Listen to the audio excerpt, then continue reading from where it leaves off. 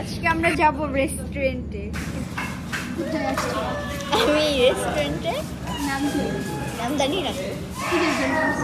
Video শুরুতে যারা দেখলেন আশা করি আপনারা সবাই তারই চিনেন। তারা হইলো আমার স্টুডেন্ট।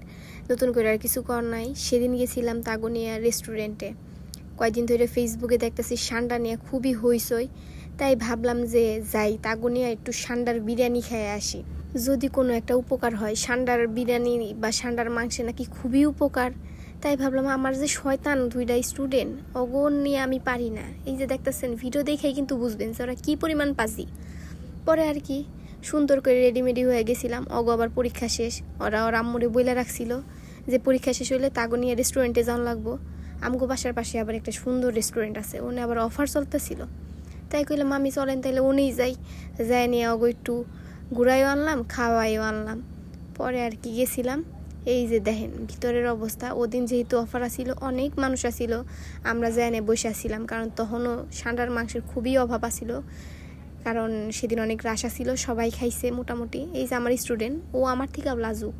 আর আমি বলতেছিলাম যে কিছু কও, কেমন লাগতেছে না। সে লজ্জায় আসলে কিছুই কইব না। ফেসটা দেখে মনে হইতেছে না কি আলাগুলা, কিচ্ছু বুঝে না। কিন্তু বিশ্বাস করবেন না, আমি যখন পড়াইবার যাই আমার মাথাটা একবার পাগল কইরা দেয় দুইজনে। আমি যে কি পরিমাণ কষ্ট কইরা ওগো পড়াই আমি বুঝানি পারি না। আমি ওগুলোকে মাঝে মাঝে আমি হয়রান হইয়া যাই। এইদিকে ওরা মায় বাপেও বকে, তাগো কথা শুনে না, আমার তো কোনো কথা শুনেই না। ওরা ওগো মতো গল্প করতেই থাকে। থাকবে আমি আমার স্টুডেন্ট অনেক বদনাম করে হালাইছি। স্টুডেন্টের বদনাম মানে আমারও বদনাম, তাই আর কোনো বদনাম করবার চাই না।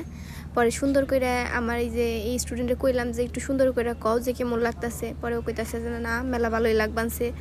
এই যে উনারে কইলাম, উনারে জিজ্ঞেস করলে হ্যাঁ খুবই লজ্জা। আমরা যা শয়তানি করি আমরা ঘরের ভিতরে শয়তানি করি, আমরা বাইরে গেলে ভালো মানুষ।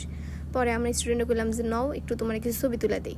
ছবি তুলতে তুলতে আঙ্গ খাবার আবার পড়ছে। পরে আমরা খাইবার বসছি। এই যে এটা হলো সান্ডারের মাংস। মিশা কথা মজা করছি, আপনারা তো বুঝছেনই সান্ডা তো বাংলাদেশে না, সব সৌদি আরবে। আমরা ওই কষ্ট করে মুরগির মাংস খাইছিলাম। এটা হলো আঙ্গু তিনজনের খাবার। না আগে মামিও গেছিলো, কিন্তু মামি পাশে বয়া ছিল, সে খায় নাই। এখানে আমার স্টুডেন্ট ওরে আমি বলতেছিলাম যে রিভিউ দাও কেমন লাগতেছে। কয় খুবই মজা। ওর আবার এগনা খাইতে খুবই মজা লাগে। আর ওই পাশের যে দেখবেন না ওর বোন, উনি আবার এইসব খাওয়াতে তার কোনো ইন্টারেস্ট নাই। সে হইলো সাজুগুজু করবো, সে হইলো মেকআপ পাগলি। আর এদিকে আমার ছাত্র হইলো পাবজি, ফ্রি ফায়ার। আমিও খাইতেছিলাম, ভালোই আসছিল খাবার, অফারের খাবার যেহেতু। কি আর কমো নতুন কইরা, এর আগেও আমি গেছিলাম খাইতে। তো ওরা এই জায়গায় আসে নাই, বাড়ির পাশে রেস্টুরেন্ট, কিন্তু আমরা কখনোই আসি না, কারণ কথাই আছে যে বাড়ির মানুষ হজ পায় না। আমাগো সেই দশা। পরে খাওয়া দাওয়া শেষ কইরা আমরা বসে আসছিলাম।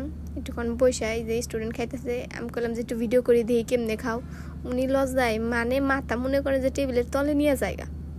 কোন রকমে কইলাম যে খাও তাইলে। আর এদিকে আমার ছাত্রীর মুখ দিয়ে খাবার যায় না, ওর খুবই খারাপ লাগবানছিল, মনে হয় জোর করে খাওয়াই বানছি। খাওয়া দাওয়া শেষ। পরে আমরা পানি টানি খাইবানছিলাম। আমার ছাত্রর কথা শুনেন, কইবাছে কয় এই পানির কি দামও দেন লাগবো। আমি কই না।